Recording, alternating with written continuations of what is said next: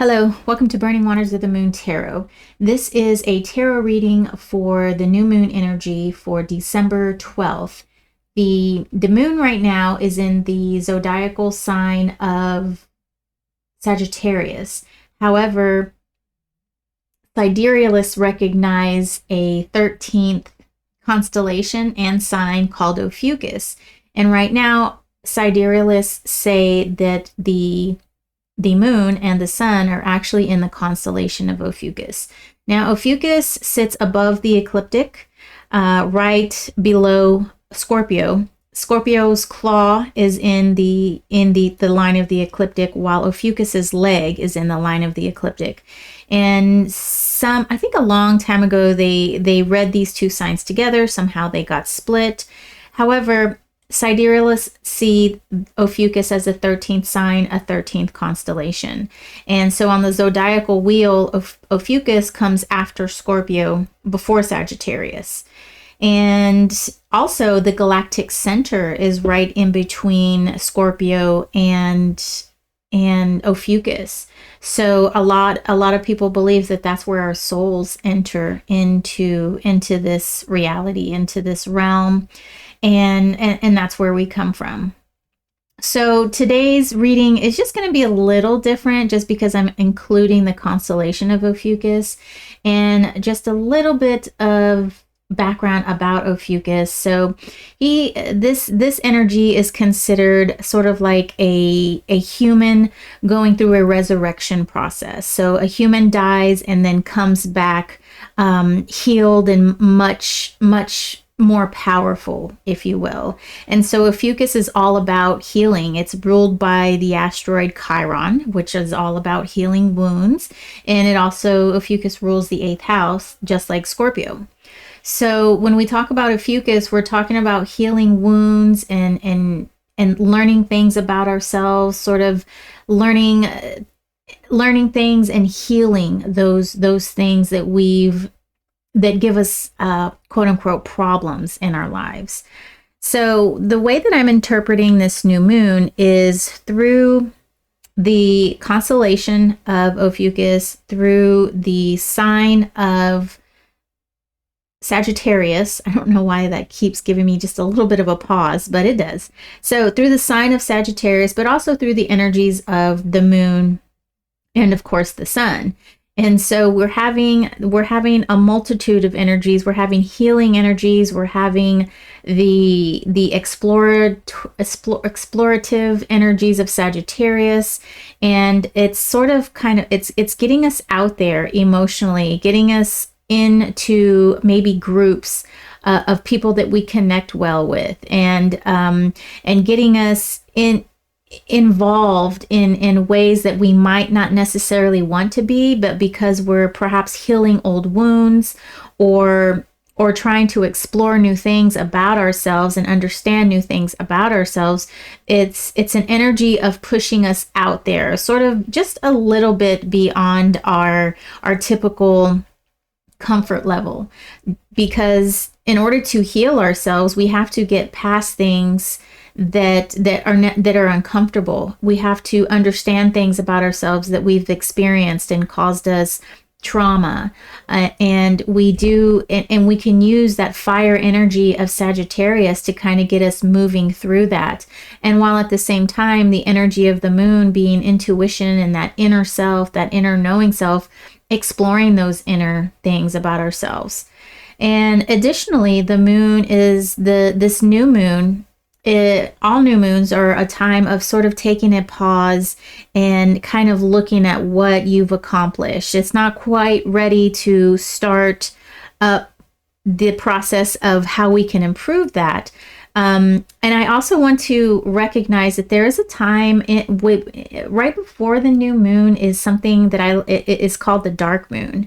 And the dark moon is when it's completely, there isn't a sliver or anything. And it's, and I would even say it's even before the sliver even starts. It's just a brief period of time where there should just be like zero activity, just a time of reflection, just a time of looking where you came from and maybe thinking about where you want to go, but really taking a nice deep pause, okay? And allowing yourself to sit and marinate in the things that you've done, and maybe looking forward a little bit. You know, it's kind of hard not to, especially when you're in a meditative state and you're thinking about what you've done. And of course that brings up ideas of where you want to go and where you want to take things.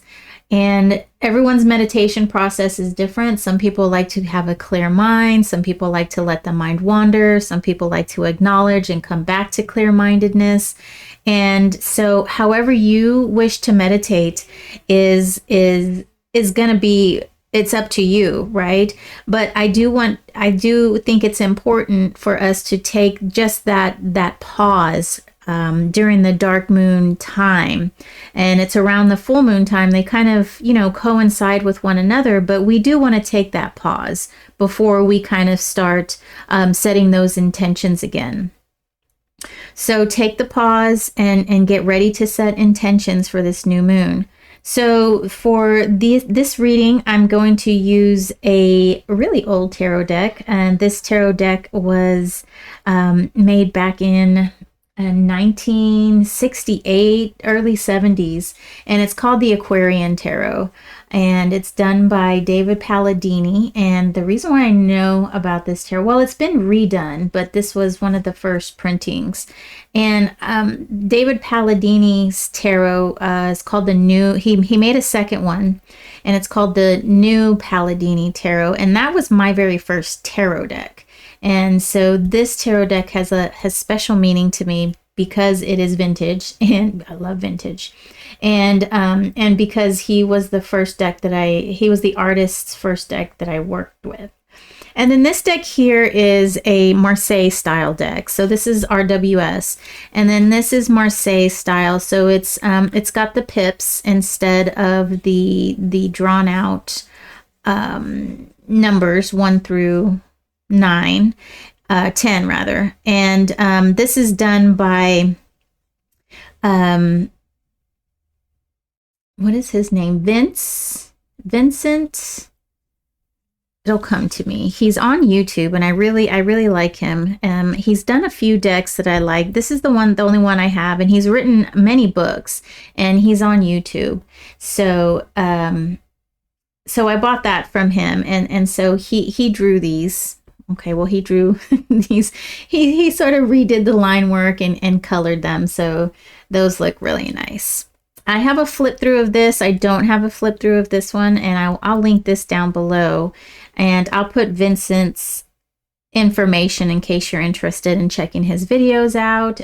He does like a monthly webcast, Zoom call in which I think anybody can call in, and they just talk tarot. So if you're interested, you can definitely check all that out. All right, so we're going to go ahead and start. I think I'll pull these first. So the way that I usually do this is I draw 3 cards from one deck, and that's going to be the major energies. And then I will draw some more cards from the second deck to kind of dive in to what the message is trying to say. Every time I shuffle this deck, I get a whiff of that old, bookstore kind of smell. And I've had this deck for, about 6 months now, and I wonder if it's ever going to go away. I actually like it. At first I was like, oh, that's kind of musty, but I do like it. All right. So we'll put that to the side. So let's see what's going on for this new moon. So we've got 3 of Swords in reverse. Then we've got the Hanged Man. Is he in reverse? No, he's upright. Upright. And then we've got the 8 of Cups in reverse. Very interesting that we've got these 2 sort of sadness, walking away type cards. So this is air and this is water. And then we've got the Hanged Man smack dab in the middle. And the Hanged Man is about new perspectives, looking at things in a way, maybe through your third eye, right? Through the eyes of the divine, and looking at things not from the humanist perspective, but in a broader, more universal sense. and it can bring clarity to sort of release yourself from understanding things from your point of view, which of course is colored by your experiences and your traumas and everything like that. And so when you look at, when you're trying to understand a situation, it's colored by your experiences. And so this card is asking us to sort of release ourselves from that and look at it from a higher perspective, okay? Not so much from being wronged in some sort of way, as an example, but more of like, an actionary sort of sense. Like if somebody, said they didn't like your hat, you would take offense to that because that's something personal. But looking at it on a higher level would be to try to understand why that person would even say that in the first place, and perhaps that person was, could have been assaulted by someone with a hat that the hat that you wore, and so that hat was bringing up some really deep rooted emotions, and so now that's just an example, but that is a way to look at something in a higher sort of frequency, instead of looking at it as a personal attack. Look at it in a different way, in a way that sort of takes out your experiences. And so with these two cards, with that being flanked by these two cards of sadness, the Three of Swords is all about bringing up those emotions and those things that hurt us. I always feel like this is a trauma card because we keep bringing up this heartache in our minds, and it sort of starts to turn into like these mental monster type situations where we just keep reliving the pain and we can't release ourselves from the pain. And then the Eight of Cups, this cup is a card of walking away, right? This card is leaving. This man is leaving all of these cups behind. And so the feeling that I get here is that we're kind of holding on to something that we really should walk away from. And this Hanged Man here is asking us to, or bringing an attention to, perhaps looking at this in a different way, looking at this in maybe not a way of holding on to things and reliving the pain, or like this woe of is me type situation, but more of in a way of, okay, how can I heal from this? What is it that I need to do to fix this? And that's where the Sagittarius energy can come in, is that is an action card. That's an exploring card. It's a fire card. So you'll want to go take that action in exploring your moon self, right? That part that's hidden, your emotions, that inner self that lives within you that no one knows, and explore that and understand why it is that you're holding on to these feelings and you're not wanting to walk away. Why are you not wanting to release these feelings that are hurting you or that are causing you pain? And this is something that happened a while back ago, but it's still being brought up. It's still causing like mental thought, mental thinking about the situation. All right, so now we're going to use this Tarot, Marseilles tarot deck. Now this is how the tarot decks looked before Pamela Coleman did all of her cool artistry, and she and Mr. Wade totally revolutionized tarot. And so whereas it was just sort of like these boring pip cards, I guess you could say, and it brought more interest to tarot, and so those two did a lot for tarot. I mean, there are just so many tarot decks available now. It's amazing. And I hear older people talking about, especially this man, Vincent. Let me see what his name. Oh, it's Patissi. Patissi. I can't really pronounce it. He's Italian and he's from up north, and he seems like a pretty cool dude. His wife is a psychic as well, and she does readings, and he's a professional reader. So, pretty cool. All right, Patissi.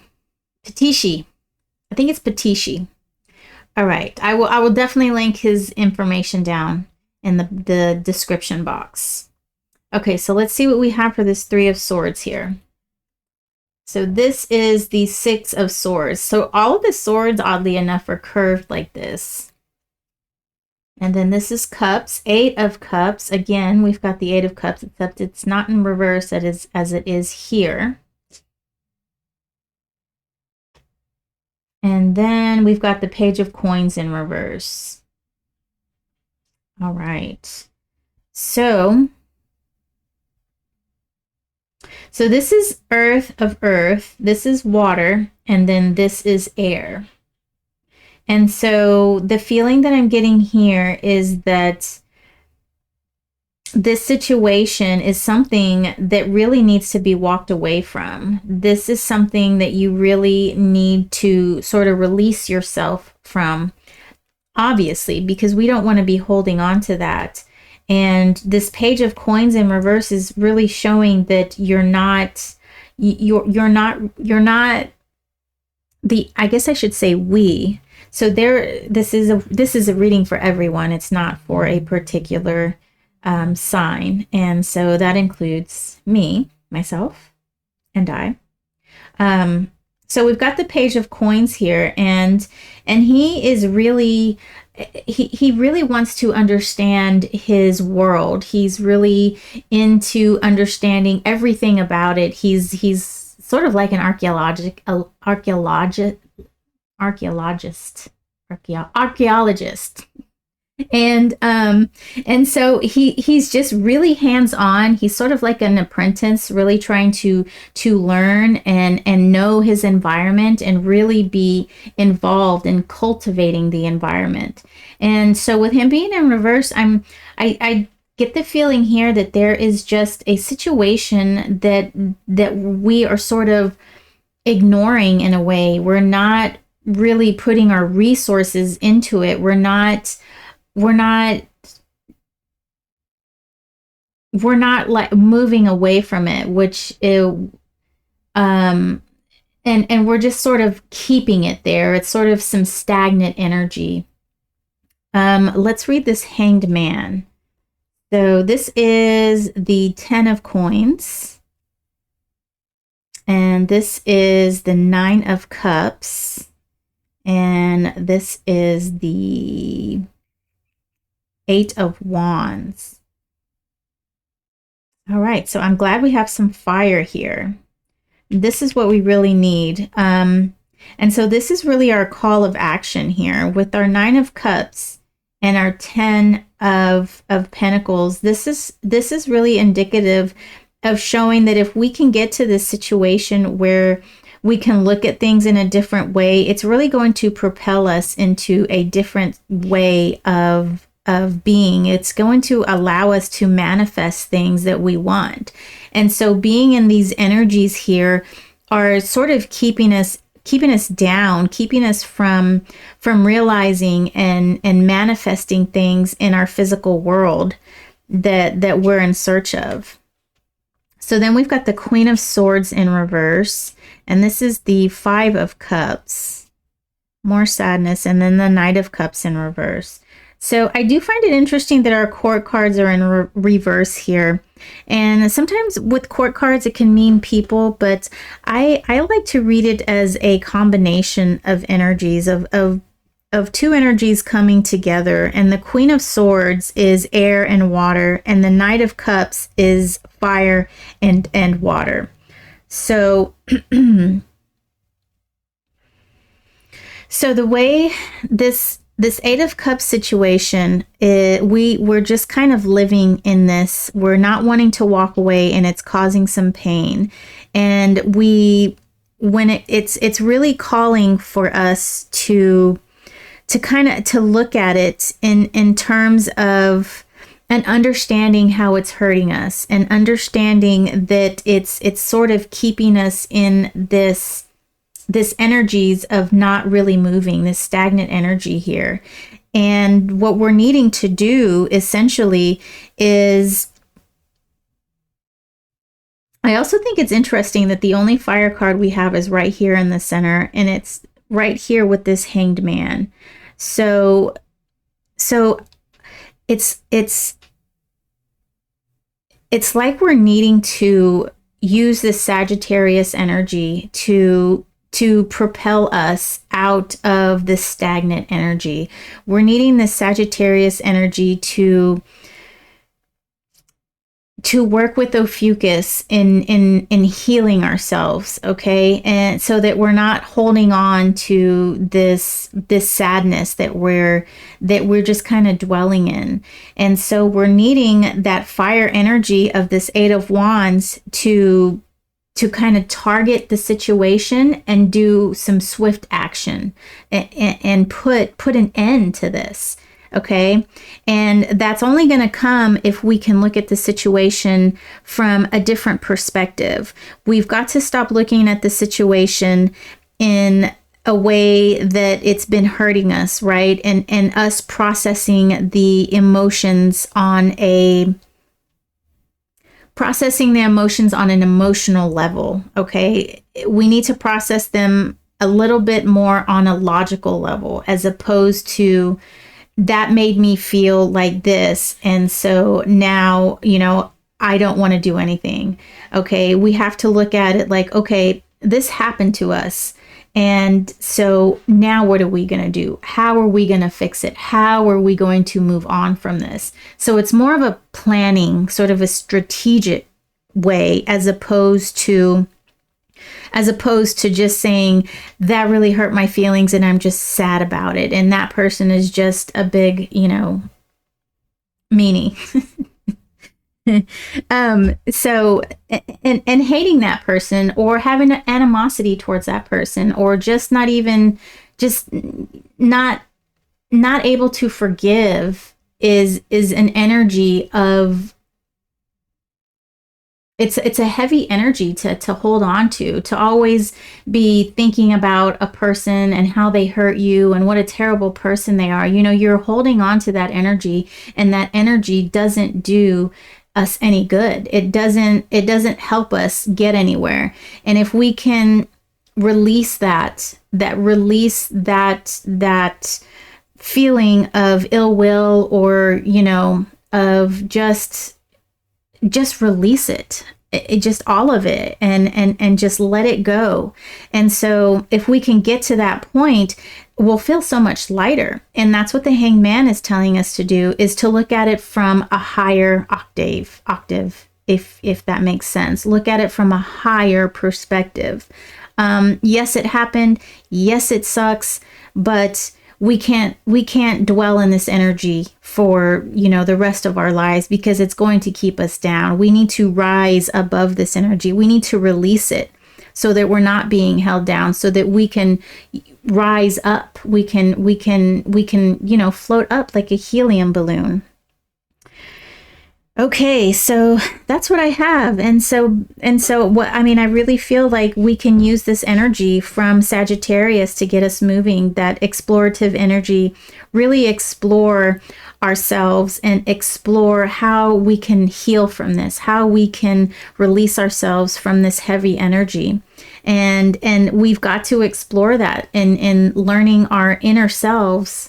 That's what the moon represents, our inner self, our things that we keep hidden, and explore that. And that's exactly what Sagittarius is all about. And Ophiuchus is about healing.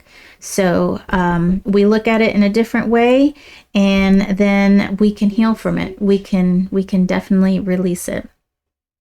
All right. Thank you so much for sitting with me and listening to this Ophiuchus, this 13th sign perspective. And And I hope to see you guys again. Hopefully, you know, I did do a reading for Ophiuchus, and even if you don't have a planet, a luminary in the sign of Ophiuchus, because it's really small, it's December 7th through December 18th. And so if you don't have a planet in that sign, that little time span, it's okay. You still have a house that's in Ophiuchus. So your house, whatever that house has to deal with, you'll express that part of yourself through the Ophiuchus energy. So if you have any questions, just put them in the comments and I'll do my best to answer them. And I'm also going to put some links to a couple of sidereal knowledge bases, I guess you could say. There's 2 channels that I follow. Well, actually, I follow a little bit more, but there's 2 main channels. One of them does a lot of forecasting, and the other one's really about learning with a few forecasts as well. And Dr. Danny is one of them, and she offers classes, and I'm taking a few of her classes too. So thanks for watching, and have a wonderful, restful, dark moon. And then for this new moon, start to set your intentions and where you want to go for this next lunar month. Take care, and I'll see you next video. Bye now.